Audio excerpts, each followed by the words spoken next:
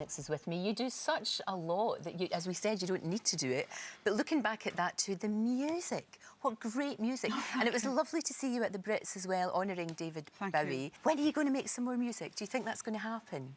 I don't know. No, and I don't like to say yes and I don't like to say no. What's important to me is following my passion. Yes. And this is what I do. And I'm so fortunate because I think at this stage in my life, because I'm 61, Lorraine. You're 61? I am, yes. Good grief. Don't tell anybody. It's too late now. We've told you. You're 61 years old. That's amazing. Yes, do you feel it's weird. No, it's good. It's really good. weird. But you've got all this wisdom that you've amassed and all of that. Well, I don't know about that. I have a lot of experience. A lot of experience, and you're giving back. You are giving back. Well, you know, as I said earlier to you this morning, that the experiences that I've been given via Comic Relief and Oxfam and so many possibilities to witness things face to face. Yeah. And I have to tell you that it completely changed my understanding about this disparity that I talked about earlier. And I think when you've been touched in that way, I feel I must do something of value that isn't only about myself. And it's not about being you know, saintly or a do-gooder or a mother. It's nothing to do with being like that. It is just simply that I'm so drawn to it.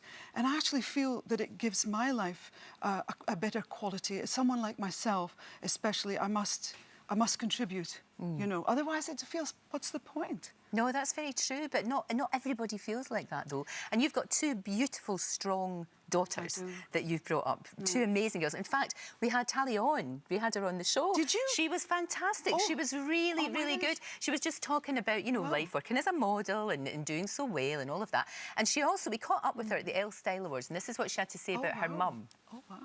She's so modest, my mum. She'll never really take on a compliment, to be honest.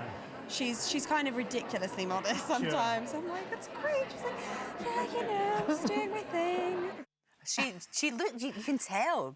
You can tell. Oh, she's my girl. Oh, no, she's fantastic. How's she doing? Is she OK? Because I know it's been a tough time for her. Is she all right? Yeah, she was involved, and as you know, many people know, she was a really sort of fatal accident, and was Tally's here. She's OK. Tally is all right. Yeah, it was her partner that died. It was awful, wasn't it? Yeah, it was awful. And I think it really, when you have experiences like this, you know, your gratitude for life, it becomes like a day-to-day thing. And I think about people on a daily basis that have to live with such tragedy and loss. And I empathise with them. Very always. much so. And that's when she needs her mum, that's for sure. That's when she really... Well, we're very close. You are close with your girls, aren't you? Yeah, which is close great. with them, even though they live thousands of miles away. But that doesn't matter. No, it doesn't matter, because those bonds are really, really strong. And to be frank with you, because you asked me also, like earlier, what was it motivated you? And I have to say that being a mother, again, there were these different phases in my life. You know, when I was aspiring to be a singer-songwriter, I thought I didn't have a hope in hell. And then I met Dave and we created Eurythmics. And it was a struggle, you know. It was never, things just don't land on your lap. And then eventually in my 30s, I was so fortunate to have my daughters, because I went through losing a child. And I think about people that have gone through that experience. And I'm that kind of person. I think you either have a natural empathy for others or maybe you have less, you know. So, I mean, both my parents died of cancer and I understand what that's about. And I think the thing is to find a reason to live, you know, that in a funny way, these things that happen to you, for everybody, the dark things that happen to people, they can either destroy you or they can give you a sense of purpose. No, that's so for me, I think that's really what has driven me for so many years, is just to find that purpose and find that passion. And your daughter said you are very modest. I know you are.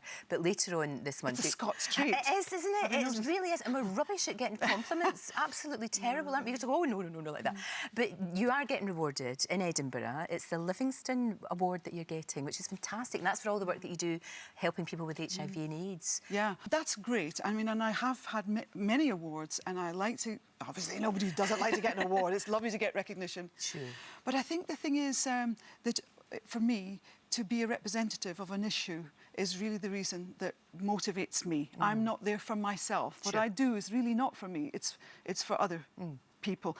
And what I've seen with women who have no voice in those countries, like when I went, they saw the clip earlier when Dave and I were so fortunate to meet Nelson Mandela, and we were taken with him to Robben Island, and we went with his wife Graça Machel to hospitals and clinics and so.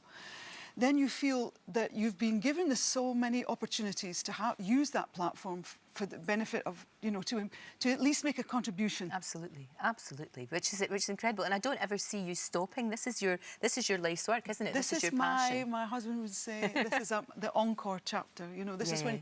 because I've had many sort of incarnations, let's say. Yeah. And so this really is, I don't know if it's the last wave, but you know, in terms of activity, this is really where I'm focusing now. Yeah. My passion about the rights of women and girls globally. Yeah. That is really where I'm going to be working. Fantastic. I think Yeah. it's absolutely brilliant. Annie, thank you for coming in. Thank It's you. always such Thank a you for joy to having see me you. here. I can't believe you're 61. That's ridiculous. No, I can't believe it either. No, I know. Inside, so still teenagers we are.